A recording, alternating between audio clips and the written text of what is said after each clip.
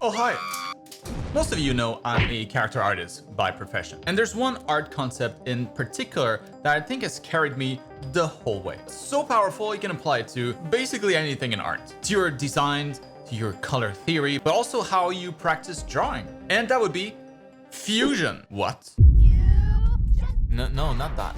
It'll change your art, and it's so simple too. Usually, if you're trying to get better, you'll pull up a photo reference, something like this, and use that as the base for the drawing. Unless you have a lot of experience, that's gonna be the way to go. And this is a good way to go about it. But what you'll remember out of that experience will be somewhat limited. It's a million times better than not using a reference, but it's not like you'll be able to remember everything from the experience. Otherwise, you'd be a genius. You're not. And well, getting better at art is all about that, remembering as much as you can possibly do, retaining the most information possible from your experiences, because the more you retain, the faster you level up.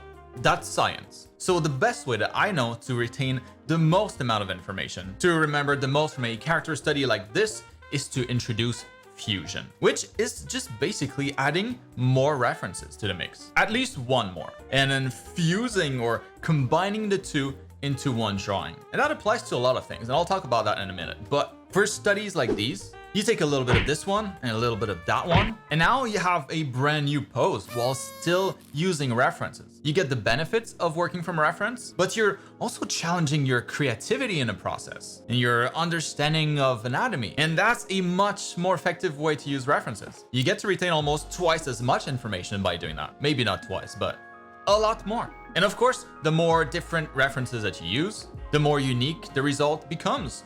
And at some point, you can even start to call it your own original art, because that's how pros work when designing characters for games, for example. We grab a bunch of different references and combine them into one single concept. We just do that on a much larger scale using many more references, but it's the exact same logic if you use only two. It's that extra effort that you need to put in to fuse two different references that really helps you retain more of the information. Now, if you're a complete beginner at drawing, maybe stick to one, at the beginning. It is more challenging to use more than one, but when you feel ready, fusion will 100% take your art to the next level. And it's a concept that I've always used, and I feature it heavily in my art program, for example, especially in the various assignments that I have prepared for students, which, by the way, you can find more information about the art school program with the link down in the video description. This month we have a big sale going to celebrate reaching past 27,000 registered students, and that's going to be going until the end of the month only, so check it out with the link down below. If you're already a student,